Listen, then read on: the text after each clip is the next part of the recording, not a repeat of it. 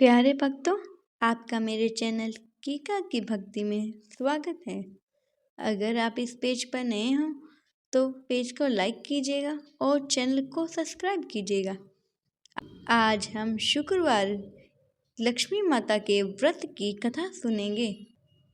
एक गांव में एक साहूकार रहता था। साहूकार के एक बेटी थी। वह रोज पीपल सींचने जाती थी। पीपल के वृक्ष में से लक्ष्मी जी प्रकट होती और चली जाती।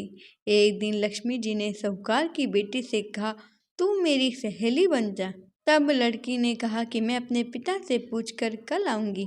साहूकार की बेटी ने घर जाके अपने पिता को सारी बात बताई कि पीपल में से एक लड़की निकलती है जिसने मुझे कहा कि मेरी सहेली बन जा। तब उसके पिताजी बोले कि वह तो साक्षात लक्ष्मी माता है, अपने को और क्या चाहिए, तू लक्ष्मी माता की सहेली बन जा। दूसरे दिन लड़की फिर से पीपल के पेड़ के नीचे गई।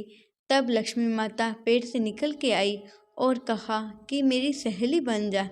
तब लड़की ने कहा, मैं बन जाऊंगी। और इस तरह वे दोनों जनी सहेलियां बन गई। लक्ष्मी जी ने उसको खाने का न्योता दिया। घर आके लड़की ने माँ बाप से कहा कि मेरी सहेली ने मुझे खाने का न्योता दिया है।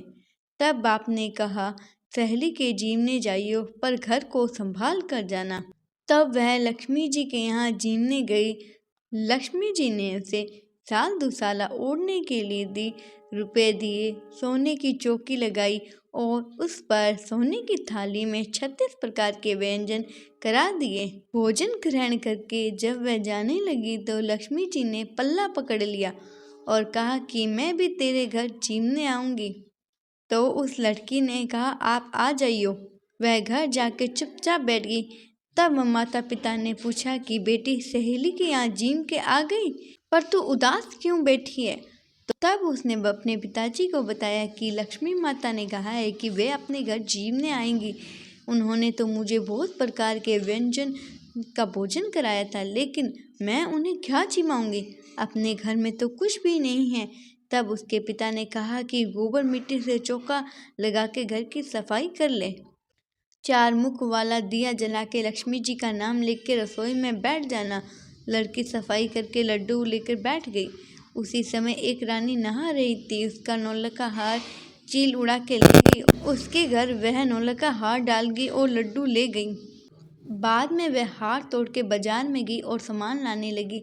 तो सोनार ने पूछा, क्या चाहिए। तब उसने कहा, सोने की चौकी, सोने की थाल और साल दुसाल दे दे, मोहरे दे दे और सामग्री दे दे, 36 प्रकार का भोजन हो जाए, इतना सामान दे दे।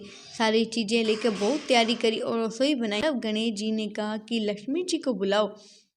आगे आगे गणेश जी और पीछे पीछे लक्ष्मी माता आई। फिर चौकी डाली और कहा, सहेली बैठ जा।